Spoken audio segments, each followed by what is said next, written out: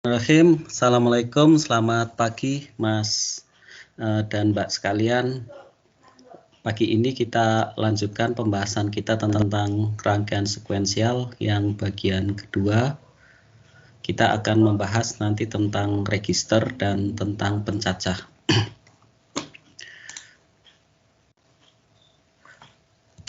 Oke, melanjutkan bahasan yang kemarin kita sudah membahas tentang elemen penyimpan 1 bit latch. Kita juga sudah membahas tentang prinsip rangkaian sekuensial, kemudian elemen penyimpan 1 bit berupa flip-flop, ada data flip-flop, ada toggle flip-flop, dan ada JK flip-flop.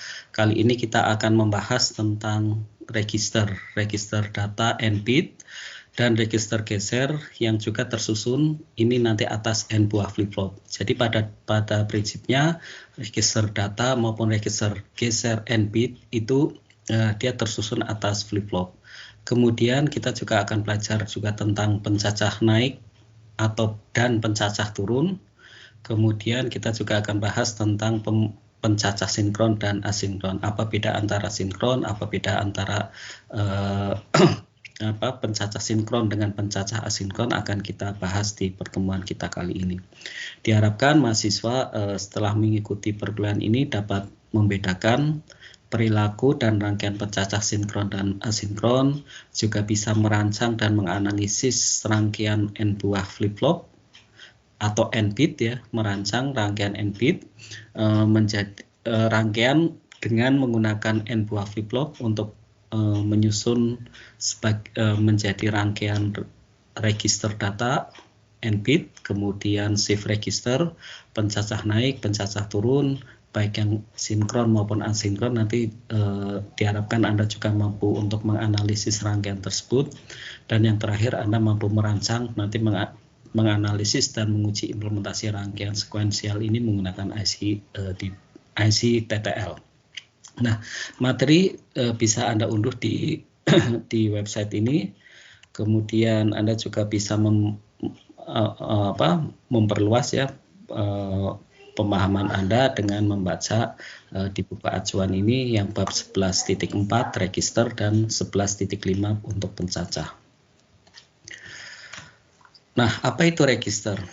Register itu dia digunakan untuk menyimpan n bit data, dan dia dibentuk dari n buah DFF ya, n buah DFF. Jadi kalau misalnya kita mempunyai register 8 bit, dia di dalamnya itu terbentuk dari 8 buah DFF atau data flip-flop, karena setiap data flip-flop dia mampu menyimpan 1 bit data.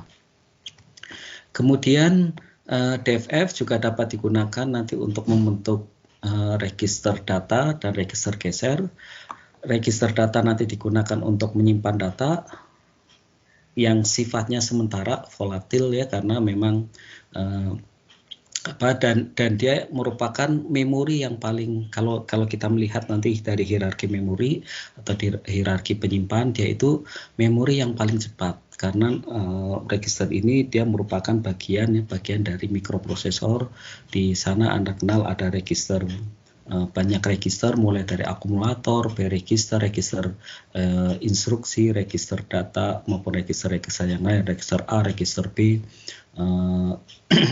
termasuk juga register status ya. Di sana digunakan untuk menyimpan data yang sifatnya sementara atau volatil.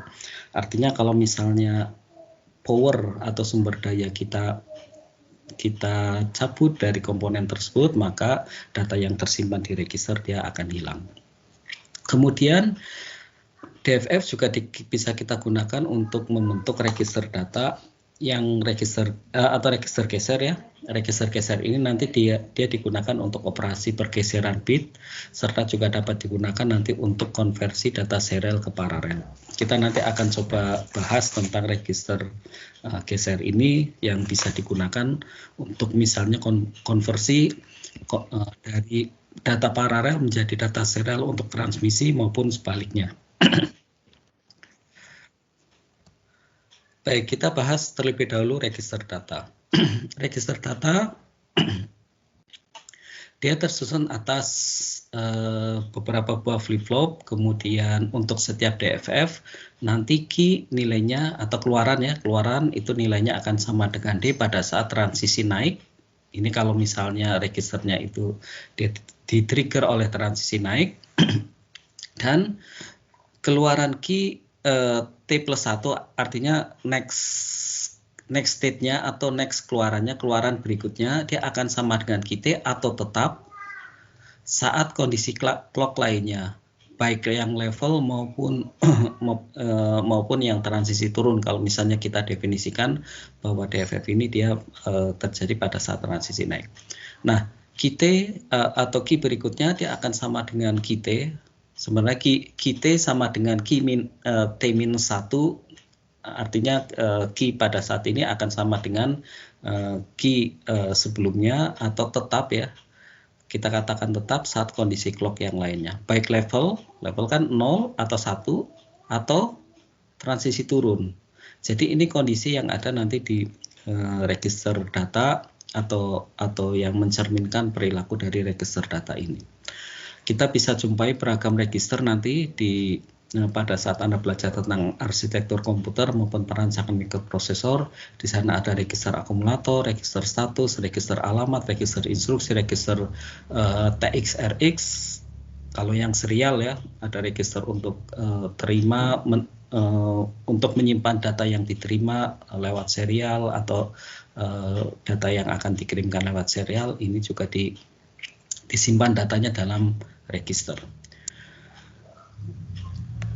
Ini contoh penggunaan register, dia menyimpan atau menahan atau hold ya, sebuah keluaran nilai data dari suatu rangkaian aritmetika, ada A akumulator, ada B akumulator, dan yang lain. Kemudian menahan atau menyimpan nilai pencacah dalam rangkaian pengcounter, ini juga dia menggunakan register.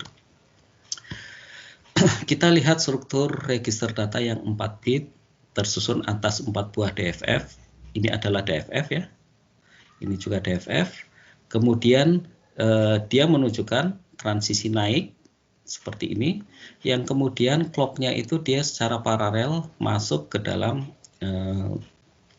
ke semua clock ya, ke semua pin clock yang ada di DFF. Kemudian data ada D0 sampai D4, D3 karena ini 4 bit, dan ini keluarannya ada di key 3 sampai key 0. Nah, perilaku dari rangkaian ini adalah pada saat transisi naik, maka key dia akan sama dengan D3, key akan sama dengan D. Mulai dari bit yang keempat sampai bit yang baik yang mulai dari MSB ya, key 3 ini, atau D3 sampai data masukan yang LSB atau D0. Ini adalah prinsip register. Kalau register 8 bit juga sama. Kalau register 8 bit, Anda bisa menyatakan pada saat CLK ya, karena dia di-trigger oleh clock naik, maka key dari 7 sampai 0, dia akan sama dengan D 7 sampai 0. Seperti ini, pada saat transisi naik. Artinya keluaran dia akan sama dengan masukan pada saat ada transisi naik. Itu prinsip kerja dari register. Kemudian bagaimana dengan register geser? Register geser itu nanti dia digunakan untuk menggeser isi dari key ini, isi dari key untuk setiap clock atau setiap detak. Anda bisa melihat di sini ada masukan in ya, kemudian di sini ada out. Ini berarti serial in ya, karena data yang masuk hanya 1 bit.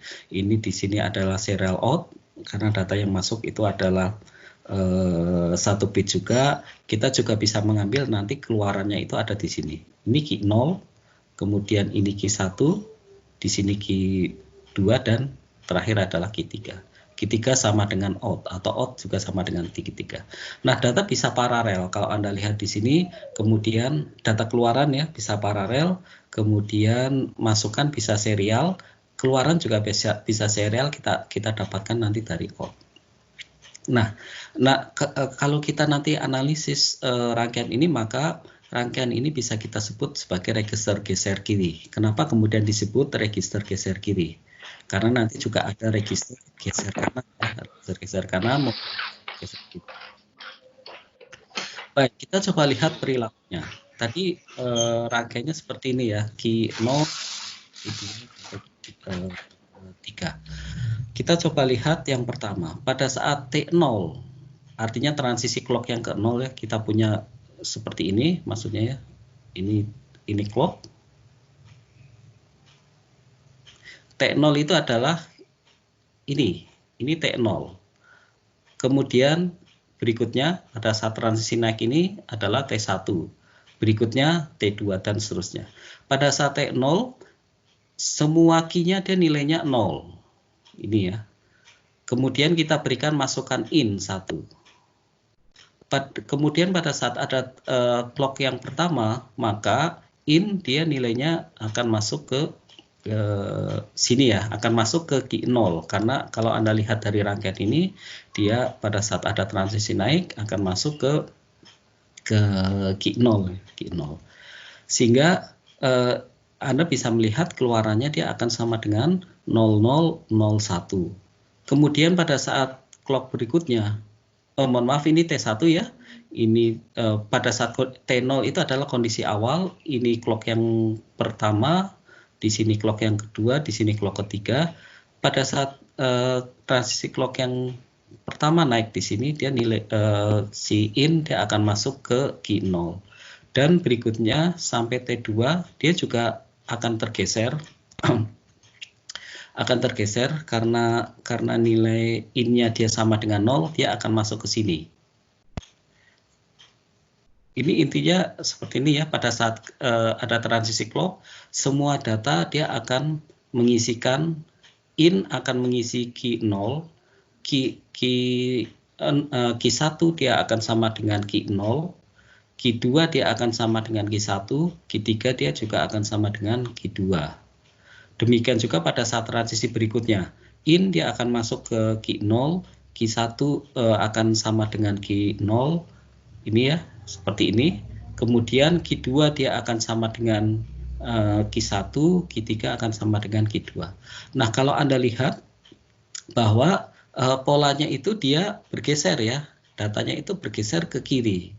Sehingga ini kita sebut sebagai register geser.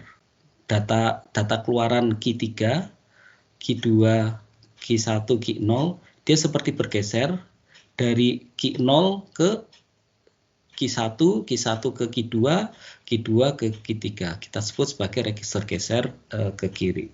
Untuk setiap ada transisi clock yang naik seperti ini.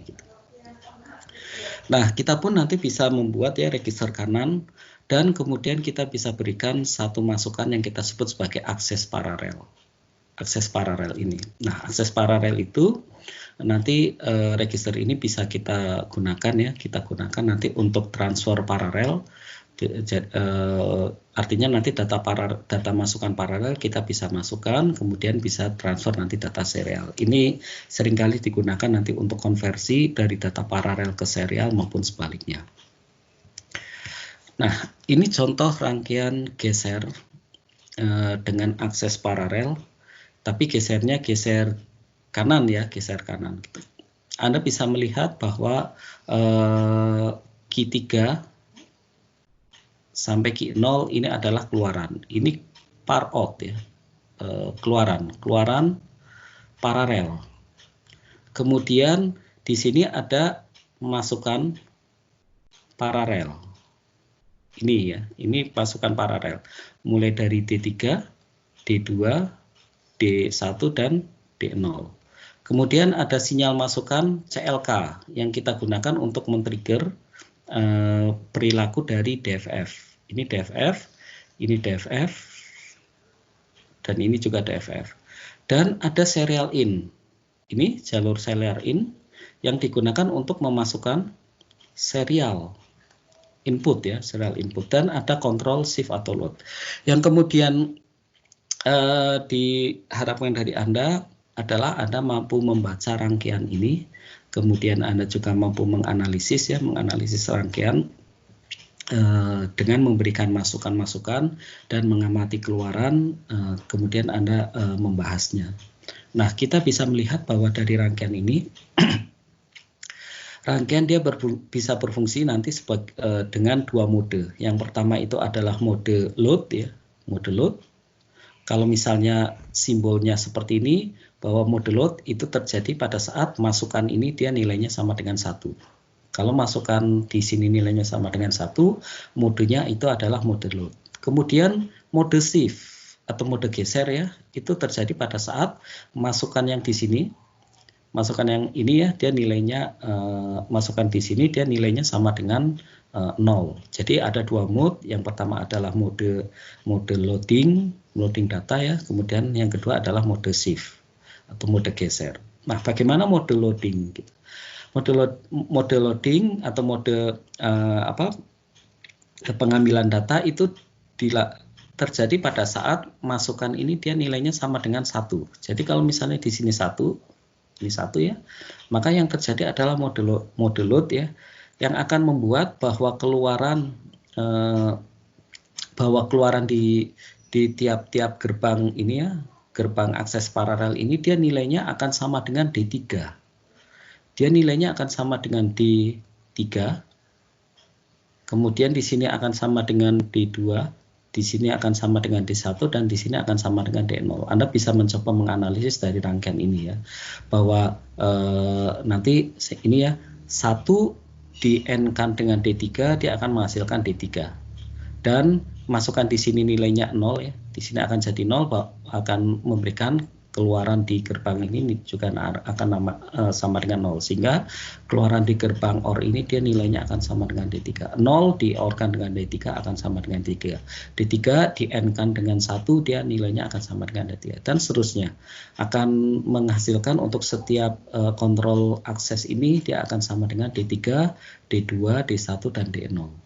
Ini kita sebut sebagai mode loading ya, mode loading. Nah, dari mode loading ini dia itu akan membuat untuk setiap clock naik ini nilai key-nya dia akan sama dengan D3. Untuk transisi naik ini dia akan sama dengan D3, ini akan sama dengan D2, akan sama dengan D1, akan sama dengan D0. Kita lihat perilakunya bahwa untuk mode loading maka keluaran dia nilainya akan sama dengan masukan par in ya. Par out dia nilainya akan sama dengan par in pada saat ada transisi naik clock, dan shift atau load dia nilainya sama dengan 1. Itu yang pertama. Kemudian mode yang kedua itu adalah mode shift ya, mode shift. Nah, mode shift akan membuat bisa kita lakukan dengan membuat shift atau load ini nilainya 0. Begitu ini nilainya 0 ya. Saya buat dengan warna hijau aja. Ini nilainya 0. Maka keluaran di sini juga dia nilainya akan sama dengan 0 semuanya ya. Karena 0 di-AND-kan dengan sebarang masukan, dia nilainya akan sama dengan 0. Di sini dia nilainya akan sama dengan 1. Di sini nilainya akan sama dengan serial in gitu ya, serial in. Dan keluaran di sini juga akan sama dengan serial in. Bagaimana kemudian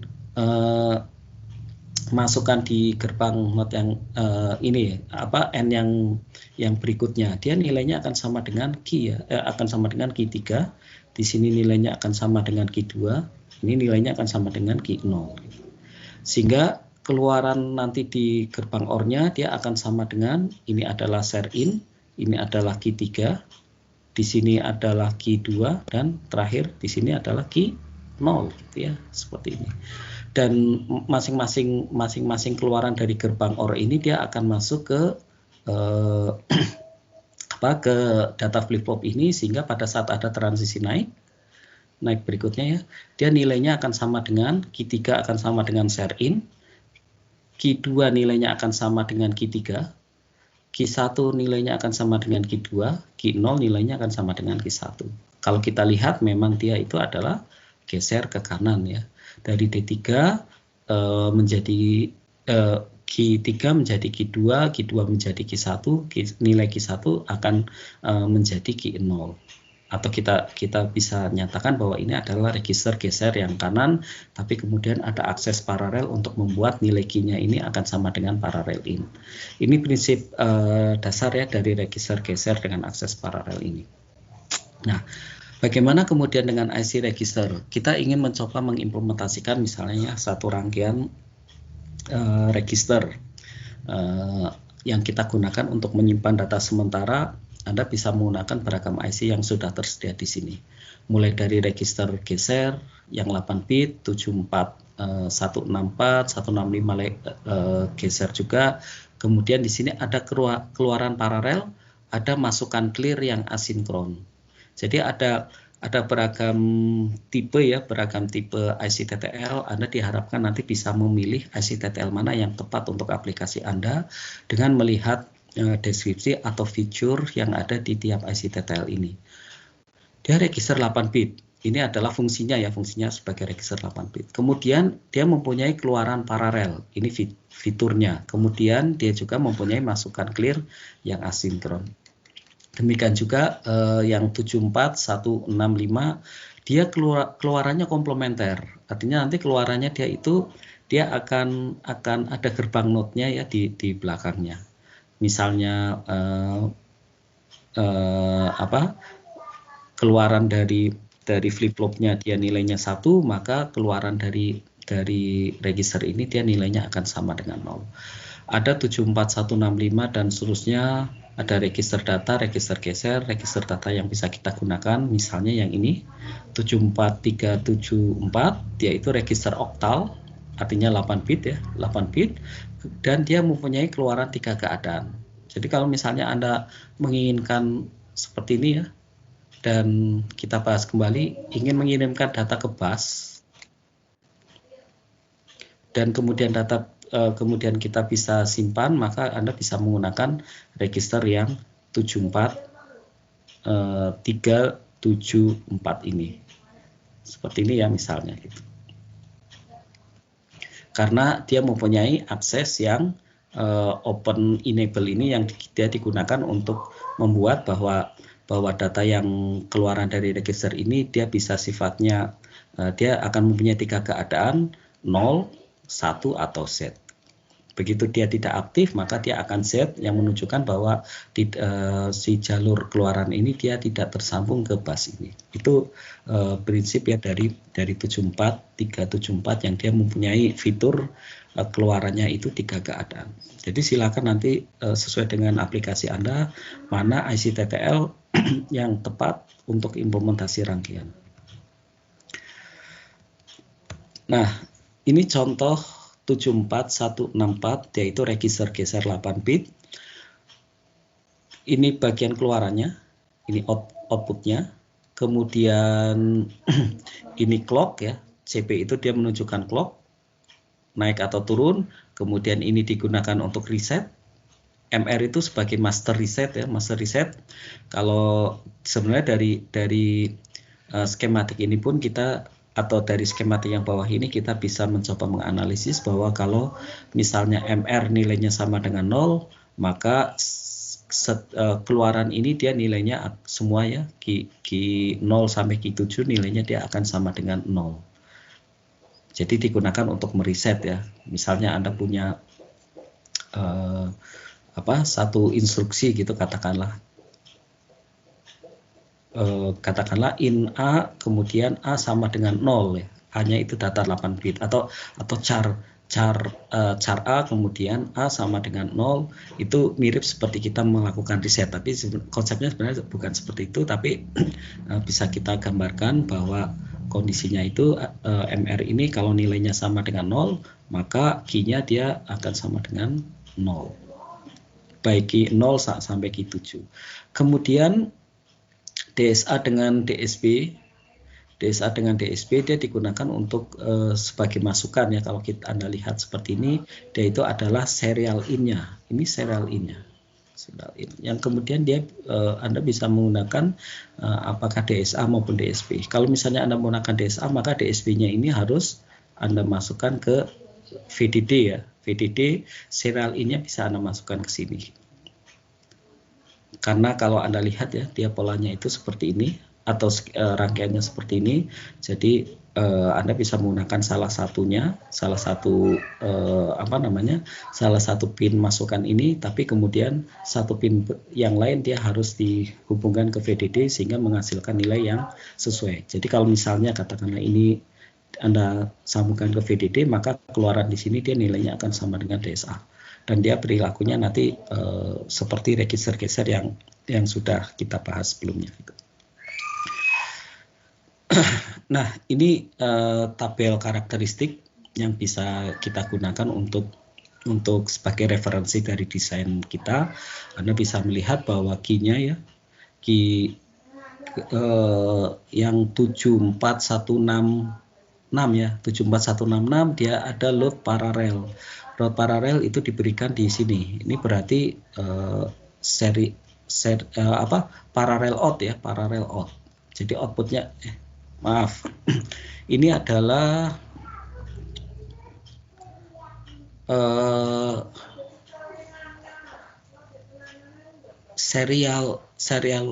parallel in ya, parallel in. Ini parallel input, kemudian DS itu data serial, ini serial in, kemudian di sini untuk load, yang bagian sini untuk load. Di sini ada keluaran serial, out serial ya, dan ada out serial yang dia negasi gitu, atau komplement. Kemudian ada chip enable dan ada clock ya, ini clock. Nah, perilakunya kemudian dia dijabarkan dalam tabel karakteristik ini. Silakan nanti Anda bisa mencoba menganalisis bahwa untuk PL sama dengan 0, ini adalah mode loading ya, ini mode loading. Anda bisa melihat mode loadingnya bahwa nilai Q7 sampai Q0 ya, Q7 sampai Q0 dan nilainya sama dengan D7 sampai D0. Ini mode loading. Kemudian mode shift Anda bisa melihat di untuk kondisi yang ini ya, kondisi yang berikutnya. Ini mode shift. Ini mode shift. Silakan nanti Anda bisa melihat, mode shift itu yang ini ya, ini mode shift. Terjadi pada saat ada transisi naik ini, kemudian Anda bisa mencoba membaca yang lain. Baik, ini perilakunya. Anda bisa melihat ada serial in, kemudian ada mode loading. Salah satu bentuk perilaku juga bisa dinyatakan dalam bentuk timing diagram atau diagram pewaktuan seperti ini. Demikian juga register-register universal 8 bit, Anda bisa melihat di sini ada I/O ya. Ini bisa berfungsi sebagai input dan bisa berfungsi sebagai output. Kemudian ada serial out, ini serial out, ini serial out semua ya. Kemudian ada masukan serial in, ada S0 untuk mengatur mode. Anda secara lebih lengkap bisa mencoba melihat dari tabel karakteristik ini bahwa ada mode reset ini ya. Kemudian pada saat master reset sama dengan 0 ada mode loading, geser kanan, geser kiri maupun yang hold register. Hold register artinya datanya nanti akan tersimpan di keluaran. Kemudian ini register data yang seringkali kita gunakan nanti untuk menyimpan data. Anda bisa melihat perilakunya di sini, ini input. Ini output, paralel ya, semua paralel 8 bit, kemudian ini clock, ini output ya, kontrol untuk outputnya. Untuk atau OE atau OC ya, OC atau OE yang digunakan untuk menyetel keluaran di sini apakah dia nilainya akan sama dengan key ya, atau dia nilainya akan sama dengan set. Perilakunya Anda bisa melihat di sini. Kalau OC sama dengan H, dia itu akan set. Ini adalah high impedance. Cocok digunakan nanti untuk rangkaian yang dia menggunakan bus bersama.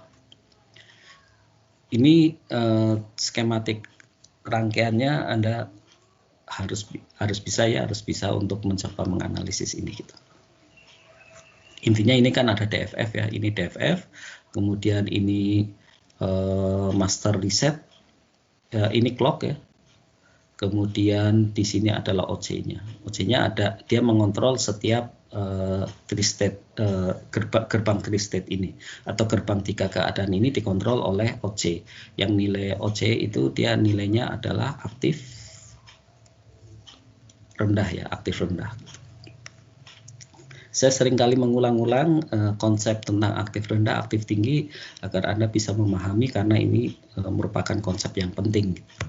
Berikutnya adalah pencacah. Pencacah atau counter ini nanti dapat digunakan untuk melakukan beragam fungsi, menghitung kejadian dari event, membangkitkan interval waktu. Ini misalnya timeout ya, Anda mempunyai kalau misalnya sekarang Arduino ya, Arduino itu ada milis ya. Milis itu sebenarnya Anda nanti mencoba membuat waktu timeoutnya. Ini kemudian dilakukan nanti dengan menggunakan pencacah. Kemudian dia bisa menghitung waktu mundur antar event, kemudian menyediakan alamat baru di pencacah program yang ada di pencacah program ya, atau program counter. Nah, secara sederhana rangkaian pencacah ini bisa diimplementasikan dengan flip-flop T atau TFF. Karena memang secara natural dia cocok untuk pencacah. Kita lihat pencacah sinkron dan pencacah asinkron. Pencacah ada dua jenis. Yang pertama asinkron, dia dibentuk dengan memberikan sinyal clock ke terminal detak yang ada di satu flip-flop. Kemudian kalau yang pencacah sinkron, sinyal detaknya atau CLK-nya diberikan ke semua flip-flop. Kalau yang asinkron ini ke satu flip-flop saja. Kalau yang asinkron ini, yang sinkron ini dia diberikan ke semua flip-flop. Nanti kita lihat strukturnya seperti apa untuk memperjelas ya apa yang didefinisikan di sini. Nah, masukan detak untuk flip-flop berikutnya ini diperoleh dari keluaran flip-flop sebelumnya, seperti RCA ya. Kita sudah bahas tentang RCA. Kemudian dia itu lambat karena sumber clock merambat dari satu flip-flop ke flip-flop yang lain dan tidak sinkron ya, tidak sinkron. Kita coba lihat, sehingga ini disebut sebagai asinkron karena memang tidak sinkron. Kalau yang pencacah sinkron, semua flip-flop dia menggunakan sumber detak yang sama dan nanti keluarannya dia terjadi sama juga karena sumber detaknya sama. Kalau yang asinkron dia keluarannya dia selalu akan ada delay. Masing-masing keluaran Q3 katakanlah Q3, Q2, Q1, Q0 dia akan ada waktu tundanya dan tidak sama keluarnya waktunya. Kalau yang ini sinkron dia sama dan dia mempunyai respon yang lebih cepat daripada yang pencacah asinkron. Nah, kita coba lihat terlebih dahulu pencacah yang asinkron. Pencacah asinkron sumber detak dia hanya diberikan ke TFF 0. TFF 1 dia mendapatkan detaknya itu dari keluaran flip-flop sebelumnya atau TFF 0. TFF 2 dia mendapat detak dari TFF 1. Ini kita sebut sebagai pencacah asinkron. Nah, yang kemudian perlu Anda pahami bagaimana kemudian prinsip kerja dari rangkaian ini. Kita bisa melihat bahwa pada saat T sama dengan 1, T sama dengan 1 ya. Kemudian ada transisi naik di sini. Ini semua 1 ya. Maka nilai Q dia akan toggle ya, akan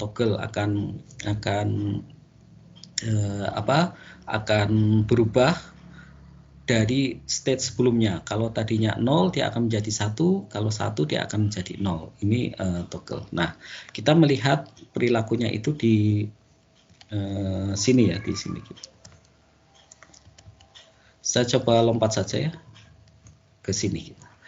Jadi kalau misalnya tadinya Q nilainya semua 0, kemudian T sama dengan 1, karena kalau kita lihat di sini kan nilai T-nya sama dengan 1, maka transisi clock yang pertama dia akan membuat Q0 dia nilainya akan toggle dari 0 menjadi 1. Anda bisa melihat di sini ya. Q0-nya dia nilainya akan sama dengan toggle, tadinya 0 dia menjadi 1. Kemudian Q1 dia akan melihat nilai not Q-nya. Tadinya 1 dia menjadi 0 sehingga dia tetap 0. Kemudian pada saat clock yang berikutnya di sini naik, dia juga akan toggle lagi. Jadi kalau kita lihat nilai Q0-nya dia 0, 1, ini 0, 1, 0, 1, 0, 1, 0, 1, dan seterusnya. Sedangkan Q2 dia akan melihat dari nilai not key-nya. Not key-nya tidak digambarkan di sini, Anda bisa melihat bahwa not key-nya dia nilainya akan sama dengan seperti ini ya. Ini not key 0-nya. Kita akan mencoba menganalisis untuk melihat perubahan yang ada di Q1-nya. Nah, Anda bisa melihat bahwa di sini transisi naik terjadi di sini dan di sini dan seterusnya. Nah, transisi naik ini akan membuat Q1-nya dia toggle dari 0 menjadi 1 dan seterusnya sampai Q2 ya. Nanti Q2 dia akan menggunakan not dari Q1. Kalau melihat rangkaian seperti ini, bahwa masukan clock yang ada di TFF2 dia merupakan dia diambil dari keluaran di not key 2-nya. Nah, kalau ini ya, kalau kita lihat bahwa dia itu pencacah naik dari 0, 1, 2, 3, 4. Dari mana dapat 0? 0 Anda bisa terjemahkan dari sini ya.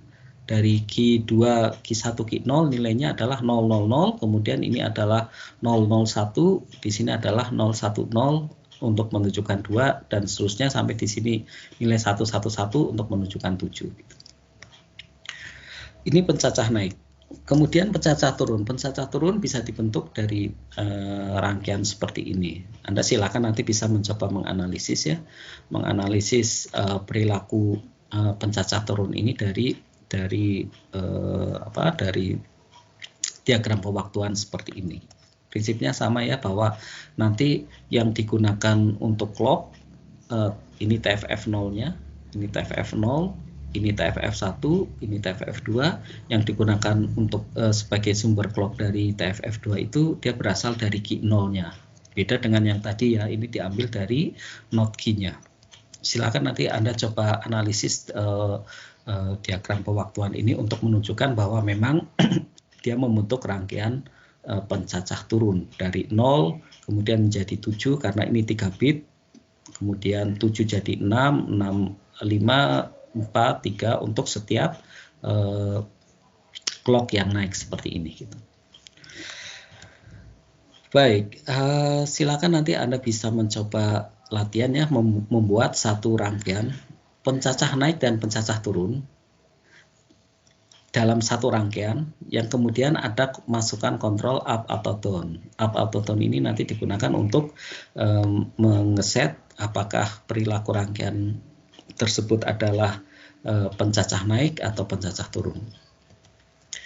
Kemudian pencacah sinkron. Tadi kita bisa melihat sebenarnya dari sini ya, bahwa perubahan nilai di key dia terjadinya itu tidak sama gitu. Ini salah satu karakteristik ya, atas salah satu perilaku atau karakteristik yang ditimbulkan atau ditunjukkan oleh pencacah asinkron. Ini yang kemudian membedakan ya, bahwa perubahan yang ada di Q2, Q1, Q0 itu tidak sama gitu. Ini terjadi di sini. Ini terjadi di sini, ini juga terjadi di sini. Waktunya tidak sama. Tidak sama ya, Anda bisa melihatnya juga bahwa ini salah satu perilaku yang ditimbulkan oleh pencacah asinkron. Beda dengan pencacah sinkron, nanti dia itu sama. Nah, pencacah asinkron pun bisa dibentuk nanti dengan DFF. Kita bisa melihat perilakunya ya, bahwa nanti dari struktur pencacah bahwa untuk ini T-nya, ini CLK ya, CLK ya, karena ini kondisi awal atau T0, ini adalah T0, ini T1. Kondisi berikutnya dia bisa kita lihat bahwa Q0-nya berubah. Berikutnya di sini Q0 dan Q1 berubah. Ini untuk pencacah naik. Berikutnya di sini yang berubah adalah Q0.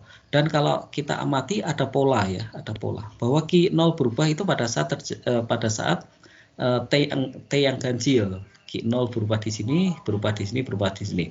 Kemudian Q0 dan Q1 dia berubah di sini. Perubahan yang keempat, dia akan mengubah Q0, Q1, dan Q2.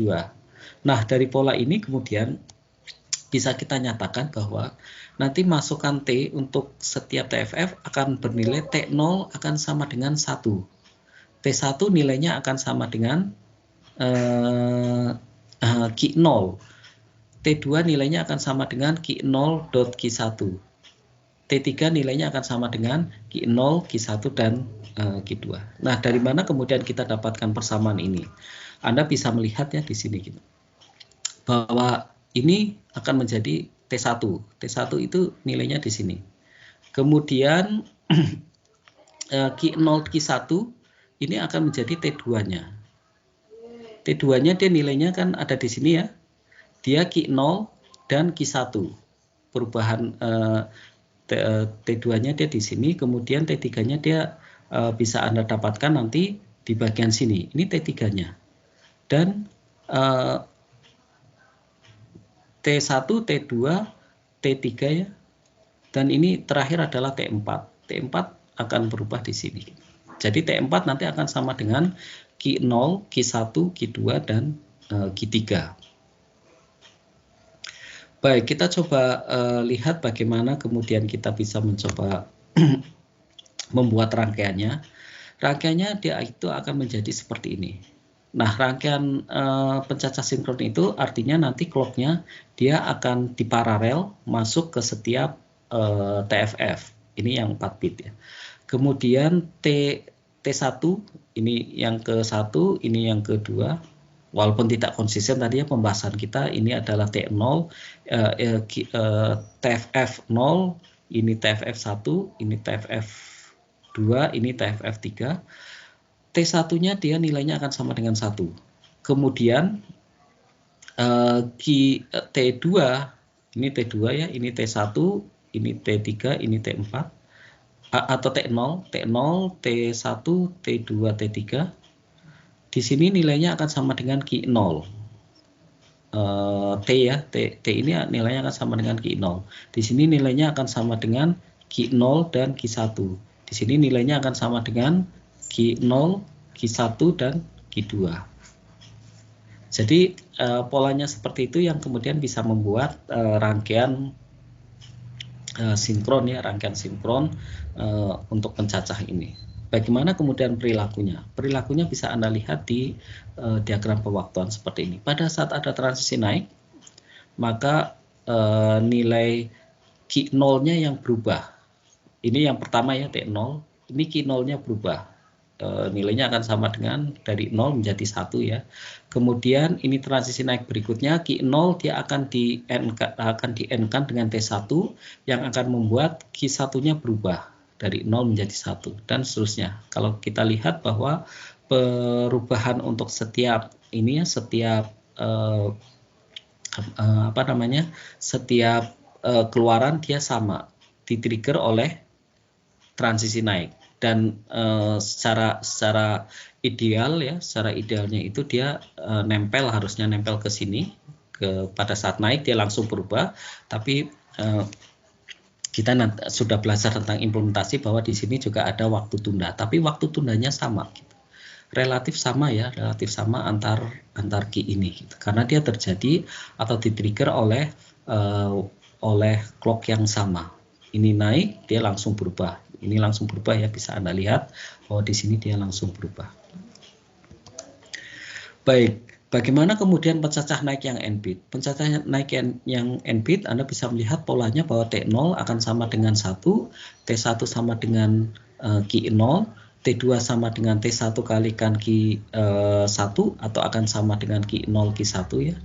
Di sini akan sama dengan Q0 Q1 Q2, di sini dan seterusnya sampai Qn Q0 sampai dot ya, sampai Qn-1.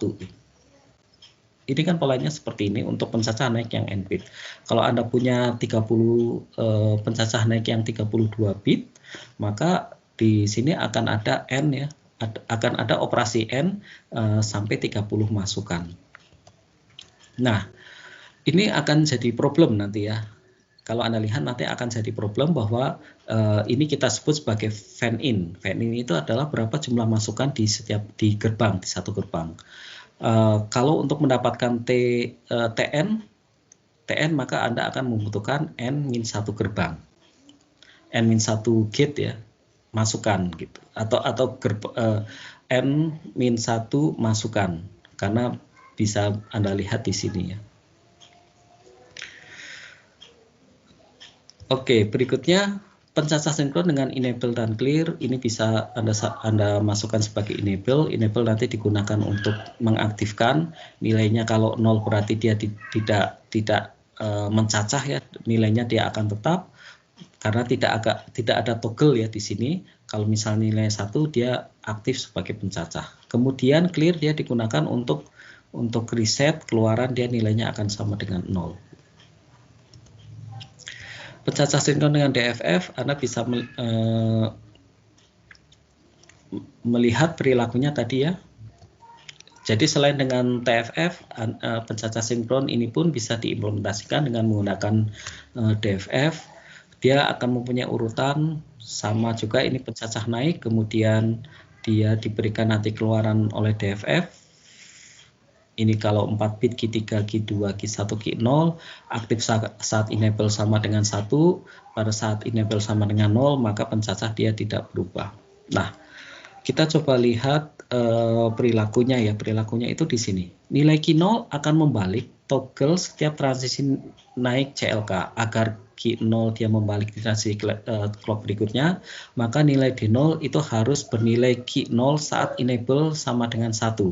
Sehingga persamaannya bisa kita nyatakan bahwa D0 itu akan sama dengan ini, gitu. Akan sama dengan Q0 di XOR-kan dengan enable. XOR kan mirip, kalau misalnya enable sama dengan 1, maka nilai D0-nya ya, nilai D0-nya dia akan sama dengan not Q0. Kalau misalnya enable sama dengan 0, maka D0 dia nilainya akan sama dengan Q0 ya, Q0 sama gitu. Anda sudah belajar tentang XOR ini. Berikutnya D1 juga sama, dia akan membalik itu toggle ya. Setelah nilai Q0 sama dengan 1, agar Q1 membalik di transisi naik clock berikutnya, maka nilai D1 harus bernilai not Q saat Q0 sama dengan 1 dan enable sama dengan 1, sehingga persamaannya bisa kita nyatakan seperti ini. Ini persamaannya ya, jadi dia D1 nilainya dia akan sama dengan Q1 XOR Q0 and enable. Kita melihat dari sini ya, dari sini. Nilai D1 dia harus bernilai not Q saat Q0 dan enable nilainya sama dengan 1 dan ada transisi naik. Ada transisi naik ya, ada transisi naik, dia nilainya seperti ini. Demikian juga yang berikutnya, D2 dia Q0, Q1 Q0 dot enable dan seterusnya ya, seterusnya seperti ini gitu. Dan dia di XOR-kan dengan Q3-nya. Kita akan mendapatkan pola seperti ini. Nah, dari sini kemudian kita nanti bisa sama juga dengan TFF yang sebelumnya, bahwa ini timbul problem masalah fan-in. Fan-in itu nanti ada operasi yang kemudian dia memerlukan banyak masukan gitu. Ini kan ada 4 masukan ya, Q2, Q1, Q0 dan enable. Nah, permasalahan fan-in itu nanti perlu diatasi. Kita lihat dulu rangkaiannya. Rangkaiannya dia akan menjadi seperti ini. Ini DFF, ini juga DFF, ini DFF, ini DFF. Kemudian ini XOR ya, ini XOR, ini XOR. Nah, XOR dia akan di XOR-kan dengan enable, akan masuk ke Q0. Ini D0 ya, D0 akan sama dengan Q0 XOR enable. Kemudian Q1 itu akan sama dengan atau D1 dia nilainya akan sama dengan Q1 XOR ini ya, di sini akan sama dengan Q0